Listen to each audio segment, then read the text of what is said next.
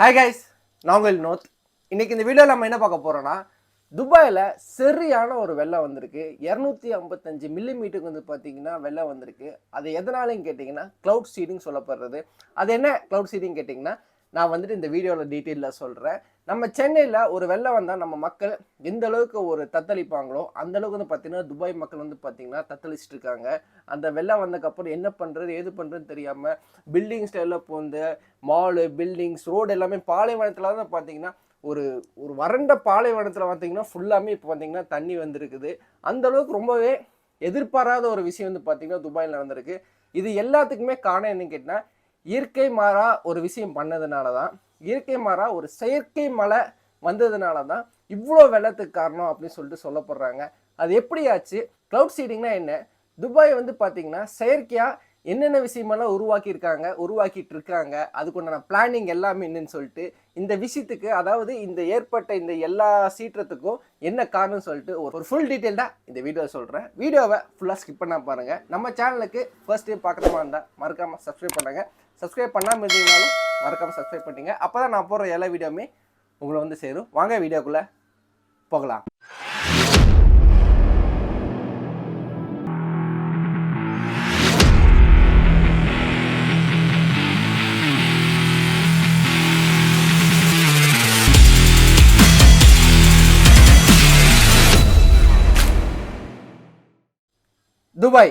துபாய்னாலே எல்லாத்துக்குமே one of the largest tourist place இந்த வேர்ல்டுன்னு வந்து பார்த்தீங்கன்னா சொல்லுவாங்க. ஏன்னா அந்த அளவுக்கு ஒரு டெவலப்பிங் அண்ட் டெவலப்டு சிட்டின்னு கூட சொல்லலாம்.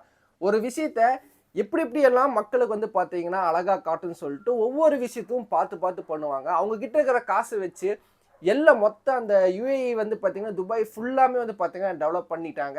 இன்னியுமே டெவலப் பண்ணிட்டு இருக்காங்க. சரி, அவங்ககிட்ட இருக்கிற காசை வச்சு கீழே இருக்கிறது வந்து பார்த்தீங்கன்னா எல்லாத்தையுமே டெவலப் பண்ணிட்டாங்க. அதாவது பூமியில் இருக்கிற இந்த பில்டிங்ஸாக இருக்கட்டும், ஒரு தீம் பார்க்காக இருக்கட்டும், ஸோ நிறைய விஷயங்கள் வந்து பார்த்தீங்கன்னா வெளிநாட்டிலேருந்து அங்கே இருக்கிற அனிமல்ஸ் எல்லாத்தையுமே அங்கே கொண்டு வந்து டூரிஸ்ட்டுக்கு வந்து காட்டுறதா இருக்கட்டும்.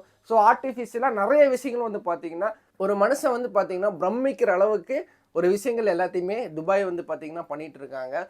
கத்தார், அதுக்கப்புறம் சவுதி அரேபியா, ஸோ இந்த மாதிரி நிறைய எமிரேட்ஸ் இருக்குது. ஆனால் துபாயில் வந்து பார்த்தீங்கன்னா அதை கம்பேர் பண்ணும்போது ரொம்பவே டெவலப்டு சிட்டி வந்து பார்த்தீங்கன்னா சொல்லுவாங்க.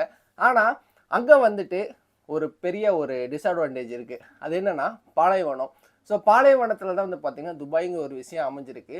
ஸோ பாலைவனத்தில் அமைஞ்சதுனால இயற்கைக்கு வந்து பார்த்திங்கன்னா மாறா ஏதாச்சும் ஒரு விஷயம் பண்ணணும். ஏன் அப்படின்னா வருஷத்துக்கு ஒருக்கா தான் துபாயில் வந்து பார்த்திங்கன்னா மழை பெய்யும்.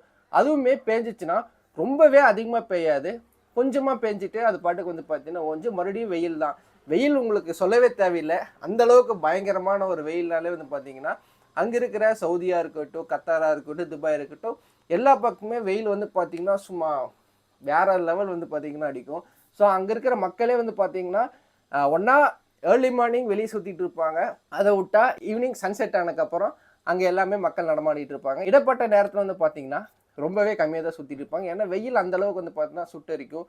ஸோ இதுக்கு ஏதாச்சும் ஒரு தீர்வு காணணும். ஏன்னா அங்கே இயற்கையாக மழை பெய்கிற ஒரு விஷயம் வந்து பார்த்தீங்கன்னா நிலத்தடியில் சேகரித்து வைக்க முடியல அவ்வளோக்கு. ஏன்னா அந்தளவுக்கு ரொம்ப தண்ணி பஞ்சமாக இருக்குது அப்படின்னு சொல்லிட்டு துபாய் மன்னர் வந்து பார்த்தீங்கன்னா ஒரு பிளான் போடுறாங்க. என்ன பிளான்னா, நம்ம ஏன் ஒரு செயற்கையாக வந்து பார்த்தீங்கன்னா மழை வர வைக்கக்கூடாது? நம்மக்கிட்ட எல்லாமே இருக்குது, அட்வான்ஸான எல்லா விஷயங்கள் இருக்குது, காசு இருக்குது. ஸோ நம்ம ஏன் செயற்கையாக ஒரு மழை பெய்ய வைக்கக்கூடாது? ஸோ செயற்கையாக மழை பெஞ்சிச்சுன்னா நம்மக்கிட்ட தேவையான தண்ணிகள் இருக்கும், நம்ம மக்களுக்கு தேவையான தண்ணிகள் கிடைக்கும், நம்ம பூமியும் நல்லா குளிர்ந்திருக்கும் அப்படின்னு சொல்லிட்டு ஒரு எண்ணத்தில் வந்து பார்த்தீங்கன்னா ஒரு ப்ராஜெக்டை கையில் எடுக்கிறாங்க. என்ன ப்ராஜெக்ட்னா அதுதான் க்ளவுட் சீடிங்.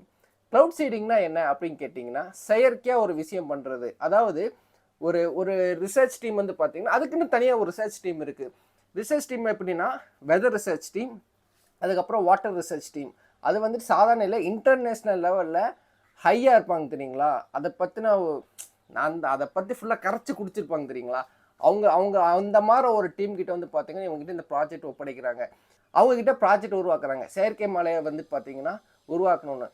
இந்த செயற்கை மலைக்கு உண்டான பேஸ் யார் கண்டுபிடிச்சவங்க பார்த்தீங்கன்னா அமெரிக்கா சேர்ந்த ஒருத்தர். அவர் பேர் என்னன்னு கேட்டிங்கன்னா வின்சென்ட் ஜே ஷெஃபர்.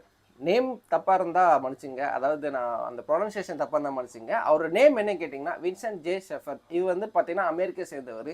இவர் தான் ஃபர்ஸ்ட்டாக க்ளவுட் சீடிங் மூலமாக செயற்கை மலையை உருவாக்கலாம் அப்படின்னு சொல்லிட்டு கண்டுபிடிச்சிரு. சரி, க்ளவுட் சீடிங் சொல்லிட்டு இருக்கிறே, அது என்னதான் சொல்லு அப்படின்னு சொல்கிறேன். க்ளவுட் சீடிங்னா ஒரு ஒரு செயற்கையான ஒரு விஷயம் உருவாக்குறது, சரிங்களா? அந்த செயற்கையான ஒரு பொருளை உருவாக்கி ஒரு கிளியரான ஸ்கை, அதாவது நம்ம வானத்தில் மேகத்தில் இருக்கிற ஒரு கிளியரான ஒரு மேகத்தில் வந்து பார்த்தீங்கன்னா அந்த க்ளவுட் சீடிங்னு ஒரு விஷயத்தை வந்து பார்த்தீங்கன்னா அந்த க்ளவுடில் இம்ப்ளிமெண்ட் பண்ணுவாங்க. அந்த இம்ப்ளிமெண்ட் பண்ணி அந்த க்ளவுடில் இருந்து மழை வர வைக்கிறது. மழை மட்டும் இல்லை, அவங்க வந்து பார்த்தீங்கன்னா ஸ்னோ கூட வர வைக்கலாம். ஸோ அந்தளவுக்கு வந்து பார்த்தீங்கன்னா டெக்னாலஜி வந்து பார்த்தீங்கன்னா டெவலப் ஆகிருக்கு. ஸோ அவங்க மூலமாக அப்படி ஒரு பிளான் போடுறாங்க. க்ளவுட் சீடிங் மூலமாக இங்கிருந்து வந்து பார்த்தீங்கன்னா க்ளவுடில் அதை இன்சர்ட் பண்ணி அது மூலமாக மழை வர வைக்கலாம் அப்படின்னு சொல்லிட்டு பிளான் பண்ணுறதுனால பல ரிசர்ச் டீம், அதாவது வெதர் ரிசர்ச் டீம் தனியாக ஒரு பக்கம் அதை பற்றி ஆய்வு ஆள்றாங்க. இன்னொரு விஷயம் வந்து பார்த்தீங்கன்னா வாட்டர் ரிசர்ச் டீம் வந்து பார்த்தீங்கன்னா ஒரு பக்கம் வந்து பார்த்தீங்கன்னா அது ஃபுல்லாமே ரிசர்ச் பண்ணுறாங்க. சரி, இது இம்பாசிபிளா இல்லை பாசிபிளானு. சரி, இது பாசிபிள் தான் அப்படின்னு தெரிஞ்சோன்னே க்ளவுட் சீடிங்க்கு உண்டான சப்ஸ்டன்ஸ் என்னன்னு சொல்லிட்டு உங்களுக்கு இது டீட்டெயில்டாக சொல்கிறேன். பார்த்து சொல்கிறேன், ஏன்னா அந்த அளவுக்கு மண்டையில் ஏறல, அதனால் உங்களுக்கு பார்த்தே சொல்கிறேன். சில்வர் அயோடின், சால்ட், ட்ரை ஐஸுங்கிறது என்னென்னா சாலிட் கார்பன் டை ஆக்சைடு, அதுக்கப்புறம் பொட்டாசியம் அயோடின், அப்புறம் சோடியம் குளோரின். ஸோ இதுதான் வந்து பார்த்தீங்கன்னா க்ளவுட் சீடிங்க்கு உண்டான அந்த உருவாக்குற, அதாவது செயற்கை மலையை உருவாக்குறதுக்கு உண்டான விஷயங்கள் வந்து பார்த்தீங்கன்னா இது எல்லாமே யூஸ் பண்ணி தான் ஒரு செயற்கை மலையை வந்து பார்த்தீங்கன்னா க்ளவுடில் வந்துட்டு இன்சர்ட் பண்ணி வர வைக்கிறேன்னு வந்து பார்த்தீங்கன்னா சொல்கிறாங்க. சரி, இது என்ன சாதாரண விஷயம் கிடையாது. ஒரு செயற்கை மலையை உருவாக்குறது சாதாரண விஷயம் அப்படின்னு கேட்டால் கண்டிப்பாக கிடையாது. ஆனால் அதையுமே சாத்தியப்படுத்தியிருக்காங்க துபாய் கவர்மெண்ட். ஃபர்ஸ்ட்டாக இந்த ரிசர்ச் டீம் வந்து பார்த்தீங்கன்னா 2015 தான் இது ஆரம்பிக்குது. இந்த ரிசர்ச் டீம் அப்படி ஆரம்பிக்கும் பொழுது சரி, ஒரு வெதருங்கிறது சாதாரண விஷயம் இல்லை. எல்லா வெதருமே வந்து பார்த்தீங்கன்னா மானிட்டர் பண்ணணும். அந்த மானிட்டர் பண்ணுறதுக்கு என்னென்னலாம் இவங்க முயற்சி பண்ணாங்கன்னா 86 நேஷ்னல் நெட்வொர்க்ஸோட வெதர் ரிப்போர்ட் வந்து பார்த்தீங்கன்னா இவங்க வந்துட்டு வாங்கினாங்க. 86 நேஷ்னல்ஸ்லேருந்து அவங்களோட வெதர்ஸ் எல்லாத்தையுமே வந்து பார்த்தீங்கன்னா இவங்க கலெக்ட் பண்ணி வச்சுருந்தாங்க. அது போக பர்சனலாக 6 ரேடார் வந்து பார்த்தீங்கன்னா இந்த 6 எமிரேட்ஸ்மே வச்சுருந்தாங்க. துபாய், கத்தார், சவுதி அரேபியா, இந்த மாதிரி அதை சுற்றி இருக்கிற 6 பிளேஸ்ட்டு வந்து பார்த்தீங்கன்னா சொந்தமாக வந்து பார்த்தீங்கன்னா அந்த ரேடார் வந்து பார்த்தீங்கன்னா வச்சுருந்தாங்க. ஸோ இப்படி 86 நேஷ்னல் இருந்து அவங்களோட வெதரும் இவங்களோட 7 எமிரேட்ஸ்லேருந்து வெதரும் வந்து பார்த்தீங்கன்னா ஃபுல்லாக கேல்குலேட் பண்ணி ஃபைனலாக வந்து பார்த்தீங்கன்னா அவங்க எக்ஸிக்யூட் பண்ணாங்க. எக்ஸிக்யூட் பண்ணனா அதுக்குன்னே தனி ஃப்ளைட் வந்து பார்த்தீங்கன்னா, அதாவது அந்த க்ளவுட் சீடிங் பண்ணுறதுக்குன்னே தனி ஃப்ளைட் வந்து பார்த்தீங்கன்னா உருவாக்கி அந்த ஃப்ளைட் மூலமாக வந்து பார்த்தீங்கன்னா அந்த கிளியர் க்ளவுட்ஸில் வந்து பார்த்தீங்கன்னா இன்செர்ட் பண்ணி ஃபைனலாக வந்து பார்த்தீங்கன்னா மழை வந்துச்சு. ஆனால் அந்த மழை வந்துட்டு சாதாரண மழை இல்லை. அதுதான், அதாவது துபாய் ஹிஸ்ட்ரியிலே வச்சு ஃபர்ஸ்ட் டைம் சரியான ஒரு மழை 245 மில்லிமீட்டருக்கு வந்து பார்த்திங்கன்னா அந்த மழை பெஞ்சிருக்கு. பொதுவாகவே துபாய் இந்த மாதிரி விஷயங்கள்லாம் நடக்க போகிறதுனால ப்ரீவியஸாக ஒரு பிளான் வச்சுருந்தாங்க. அதாவது நிலத்தடி நீர் சேமிப்பு திட்டம். அதாவது ஒரு மழை வந்துச்சுன்னா நிலத்தடியில் சேகரிச்சுக்கிற மாதிரி ஒரு பிளான் போட்டிருந்தாங்க.